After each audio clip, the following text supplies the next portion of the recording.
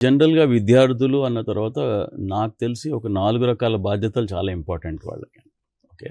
అంటే విద్యార్థి దశలో అది మీరు స్కూల్ లెవెల్ కావచ్చు, లేకపోతే కాలేజ్ లెవెల్ కావచ్చు. ముందుగా వ్యక్తిగా మనం ఎంత ఎత్తుకెదగాలి. ఇందాక నేను వ్యక్తిత్వ వికాసం గురించి ఆల్రెడీ మాట్లాడాను. అంటే గుణగణాలన్నీ కూడా బాగుండాలి అనే విషయం మీద. సో, వ్యక్తిగా మనం ఎంత ఎత్తుకెదగాలి అనేది మొదటి విషయం.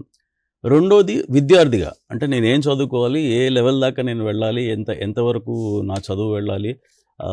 పీజీ చేయాలా? లేకపోతే రేపు పొద్దున ఐఏఎస్ చేయాలా? ఇట్లాంటివన్నీ కూడా అది రెండవ బాధ్యత. మూడవదేంటి కుటుంబ బాధ్యత ఉంది. మన తల్లిదండ్రులకి రెస్పెక్ట్ ఇవ్వాలి. మన ఉపాధ్యాయులకు రెస్పెక్ట్ ఇవ్వాలి. ఇది మూడవ బాధ్యత.